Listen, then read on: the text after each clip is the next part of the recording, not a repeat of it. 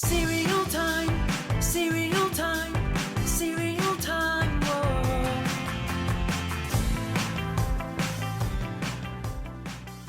What's up, cereal heads? Today we're going to talk about Freakies. Freakies came and went before I was even born, so I never got to try the cereal, but its reputation and legend have sustained. Freakies was released by Ralston in 1973. It was Ralston's first try at the cold breakfast cereal business. They went to the New York ad agency Wells, Rich, and Green to come up with a name and a campaign for their new cereal.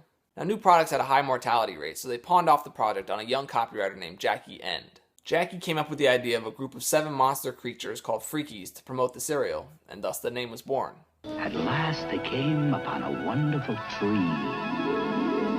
which grew their favorite cereal, Freakies. Oh, happy day. The Freakies tree was the backdrop for all their following commercials, and then they started to flesh out each character's personality. We are the Freakies, and this is our Freakies tree. We never miss a meal, 'cause we love our cereal.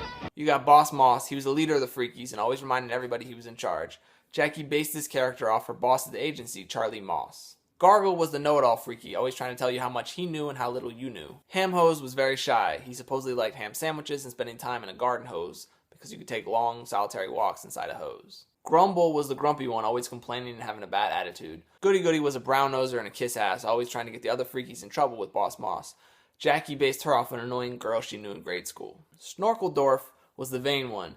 He thought he was the best looking, the best at everything. He would write love poems to himself and carry around mirrors. And lastly was Cow Mumble. She was sweet and kind and lacked confidence. She had a crush on Boss Moss.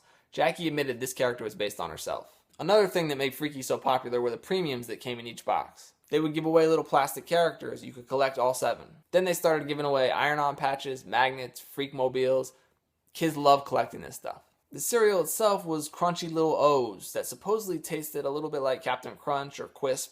They also released a cocoa version of the cereal and a fruity version of the cereal. I imagine that was to compete with other cereals at the time like Fruity Pebbles. Despite the popularity of the characters in the ad campaign, the cereal must have not sold too well because Ralston discontinued it in 1975, only 2 years after it was released. In 1987, Ralston tried to reintroduce the cereal to a new generation. Now they were like surfing space monsters or something.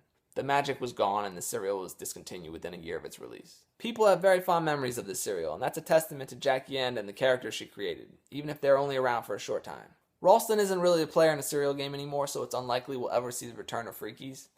But you never know, we can hope. Okay, thanks for watching. Until next time, stay crunchy. I wanna get freaky with you. Cereal time, cereal time.